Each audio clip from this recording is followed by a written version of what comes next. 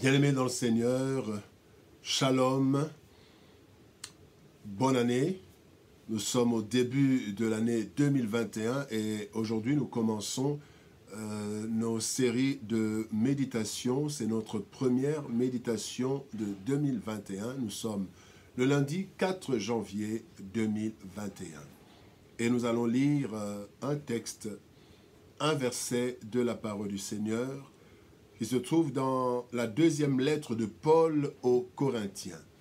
2 Corinthiens, chapitre 5, verset 17. Voici ce que déclarent les Écritures. « Si quelqu'un est en Christ, il est une nouvelle créature. Les choses anciennes sont passées, voici toutes choses sont devenues nouvelles. » Nouvelle créature, tel est le thème de notre méditation de ce lundi 4 janvier 2021. Le grand défi du chrétien est de vivre dans ce monde d'une façon différente, alors que le monde, lui, est resté le même. La Bible dit dans Ecclésiaste chapitre 1er, verset 9, « Ce qui a été, c'est ce qui sera. Et ce qui s'est fait, c'est ce qui se fera. Il n'y a rien de nouveau sous le soleil. » En effet, le monde est resté le même, à quelques changements près, mais l'essentiel n'a pas changé. Voilà pourquoi il y a la transmission des coutumes, de beaucoup de choses. Les aînés apprennent aux enfants, parce qu'en fait, le monde n'a pas changé et ne changera pas dans son essentiel. Lorsqu'une personne, par contre, accepte Christ dans sa nouvelle vie, cette personne ne change pas de monde, mais la personne change. Mais le monde ne change pas. D'ailleurs, Christ, dans Jean chapitre 17, a demandé à Dieu, à son Père, à notre Père, de préserver les chrétiens du mal sans les ôter du monde. Il dit bien, je ne te prie pas de les ôter du monde, mais de les préserver du mal. Bien-aimés dans le Seigneur a demandé de nous préserver parce que nous ne sommes plus du monde. Le chrétien est devenu une nouvelle créature et voici ce qui devrait se passer. Nous voulons voir maintenant, la Bible dit, ce qui devait se passer, les choses anciennes sont passées, toutes choses sont devenues nouvelles. Nous allons prendre juste 3 éléments que nous trouvons essentiels de changement. 3 éléments qui changent profondément et c'est toute la vie en fait du nouveau chrétien, du chrétien ou du nouvel homme ou de la nouvelle femme. Nous allons parler du système de pensée, du sens de la vie et du sens de la mort. Nous prenons ces 3 éléments qui font à notre disons, ce que nous pensons effectivement que cela fait l'essentiel de la vie d'un homme et d'une femme. D'abord, le système de pensée. Il est dit dans Romains chapitre 12, verset 2, la première phrase dit « Ne vous conformez pas au siècle présent ». Donc le siècle présent a un système de pensée. Un système de pensée, or la pensée en fait anime la vie. Le monde vit dans un système de pensée qui, généralement, place l'homme au centre de tout. Tout tourne autour de l'homme. Et dans la vie, tout tourne autour de lui. Comment les autres me verront? Qu'est-ce que je dois faire? Qu'est-ce que je dois... Telle chose, non, ce n'est pas ça. Nous sommes en train de voir dans la politique, autour de l'homme, autour des pensées de l'homme. Non, ça, ce n'est pas bon. Ce qui est bon, c'est ce que moi, je pense. Ce n'est pas ce que l'autre pense. Et tout tourne autour de l'homme. Quant au chrétien, bien-aimé, son système de pensée change. Tout tourne autour de Dieu. Les hommes et tout autour de Dieu. Le centre, c'est Dieu. Voilà pourquoi il est dit toujours dans Romains chapitre 12, verset 2, il est dit, ne vous conformez pas au siècle présent, donc le système de pensée qui place l'homme au centre, mais il dit, soyez transformés par le renouvellement de l'intelligence. Et dans ce nouveau système de pensée, ce qui prime, c'est la volonté de Dieu. Il est dit, soyez transformés par le renouvellement de l'intelligence afin de connaître quelle est la volonté de Dieu, ce qui est bon, agréable et parfait. Et donc, pour le chrétien, le centre maintenant, ce n'est plus l'homme, ce n'est plus lui, ce n'est plus l'homme, c'est Dieu. Et maintenant, ce qui doit être fait, c'est ce que Dieu veut, la volonté de Dieu. Soyez transformés par le renouvellement de l'intelligence, et ce renouvellement de l'intelligence doit nous conduire à connaître quelle est la volonté de Dieu, ce qui est agréable et parfait. Donc, ce qui est agréable et parfait, ce n'est pas ce que mes yeux trouvent agréable, ce n'est pas ce que mes oreilles trouvent agréable, mais c'est ce que Dieu veut et ce qui est conforme à Dieu. Voilà déjà le système de pensée. Nous passons de l'homme qui est au centre de tout et nous passons pour le nouveau chrétien, pour le chrétien, la nouvelle créature, c'est Dieu qui est au centre de tout. Donc, tout ce que je dois faire, le chrétien maintenant ne doit pas voir est-ce que ma famille est d'accord, est-ce que tel est d'accord, mais est-ce que Dieu est avec moi? Système de pensée qui change. Nous avons un autre élément, c'est le sens de la vie. Le sens de la vie. Bien-aimés, le monde en général se limite à la vie physique et mentale ou morale. Cela pousse l'homme à acquérir pour jouir et pour transmettre aux générations suivantes, qui vont aussi jouir des bienfaits laissés, les fructifier, afin de les laisser aussi aux autres générations. Donc c'est toute une chaîne. Mais en réalité, l'homme vit, et vous voyez, la concurrence, on veut avoir des biens, on veut avoir beaucoup de choses, on veut acquérir, on veut devenir ministre, on veut devenir président de la République, on veut.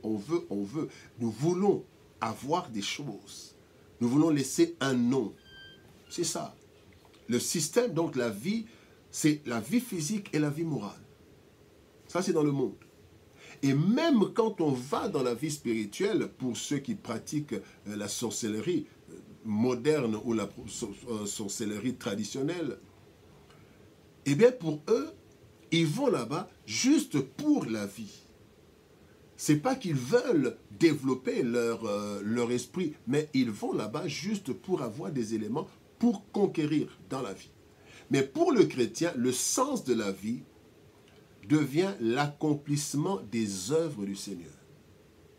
Il est dit dans Éphésiens chapitre 2, verset 10, « Nous sommes son ouvrage, ayant été créés en Jésus-Christ pour de bonnes œuvres que Dieu a préparées d'avance, afin que nous les pratiquions. » Donc, Christ a préparé d'avance des œuvres et le chrétien doit accomplir ses œuvres en priorité. Cherchez d'abord le royaume des cieux et le reste vous sera donné par surcroît. Et donc, le sens de la vie du monde, c'est vivre pour soi, sa famille, sa progéniture, son pays.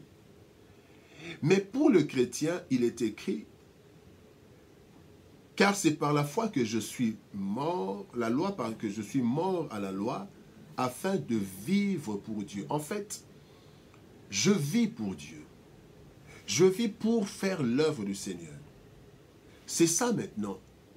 Ma vie, ce n'est pas chercher comment acquérir pour laisser demain aux enfants, mais la vie du chrétien, c'est quelle est l'œuvre déjà préparée par Dieu. Et c'est vrai, cela ne veut pas dire que nous allons abandonner nos familles, non. Mais en fait, la priorité, vous savez, dans la vie, c'est une question de priorité. On peut regarder la télévision, mais le programme que nous regardons à la télévision, il y a des priorités. On peut aller faire du sport, on peut aller se promener, mais il y a des priorités. Quand on se promène, ce n'est pas pour s'amuser, mais c'est d'abord pour un problème de santé, mais aussi pour égayer. Mais ce ne sont pas des priorités. Il y a des choses prioritaires dans la vie. Et la priorité du chrétien dans la vie, ce n'est pas de se faire de l'argent pour transmettre aux enfants, mais c'est de faire la volonté de Dieu. Troisième élément, c'est le sens de la mort. Bien-aimé, la mort, c'est la fin de tout. selon le monde.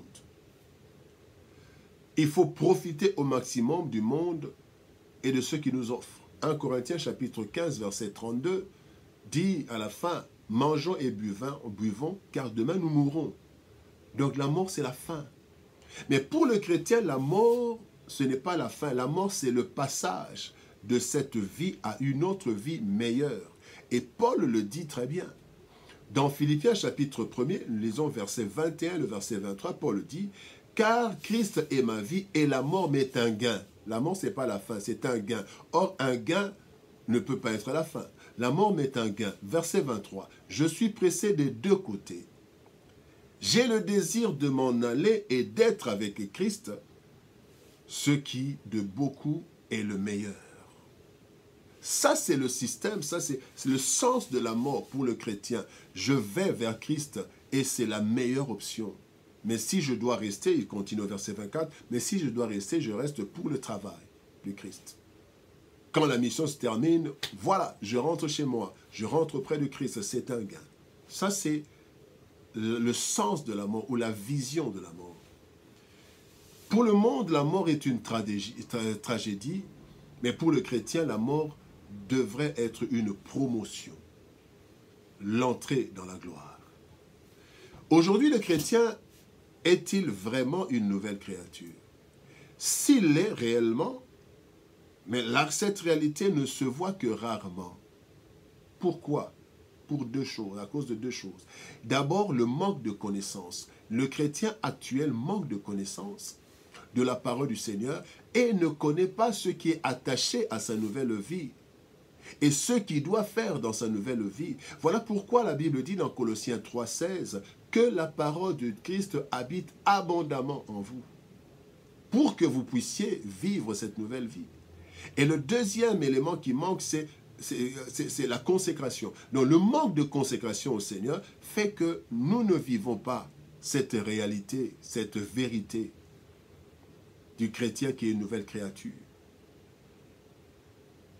Christ dit dans Jean chapitre 15, verset 4, « Demeurez en moi, je demeurerai en vous, comme le sarment ne peut de lui-même porter du fruit s'il demeure attaché au cep, ainsi vous ne le pouvez pas non plus si vous ne demeurez pas en moi. » La non-consécration des chrétiens fait que le chrétien est une nouvelle créature en parole, mais en vérité, en réalité, il y a des problèmes.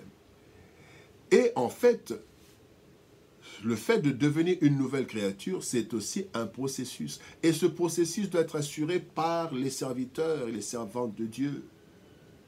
C'est le travail de l'Église. La Bible dit dans Éphésiens chapitre 4, versets 11 à 13, que le Seigneur a établi les prophètes, les apôtres, les évangélistes, les pasteurs et docteurs, afin de perfectionner les saints, les faire parvenir à l'état d'homme, à la stature de Christ. Mais est-ce que ce travail est fait? Est-ce que le message principal du chrétien qui doit vivre une nouvelle vie, même s'il est toujours dans ce monde, est-ce que c'est cela qui est transmis aujourd'hui? Bien-aimés dans le Seigneur, que 2021 nous aide à revoir nos messages, à revoir nos prédications, afin de préparer l'Église, afin de faire que le chrétien devienne réellement une nouvelle créature. Voilà le travail et le message principal qui devrait marquer le ministère des hommes et des femmes appelés à servir l'Éternel. Que Dieu nous bénisse. Nous espérons que cette année nouvelle sera une année de bénédiction et nous souhaitons qu'elle ne soit pas aussi coriace que l'année qui vient de passer. Nous vous souhaitons la paix, cette paix qui englobe tout l'être, tout notre être, toute notre vie. Que la paix du Seigneur soit réellement avec vous. Shalom, au revoir et à demain.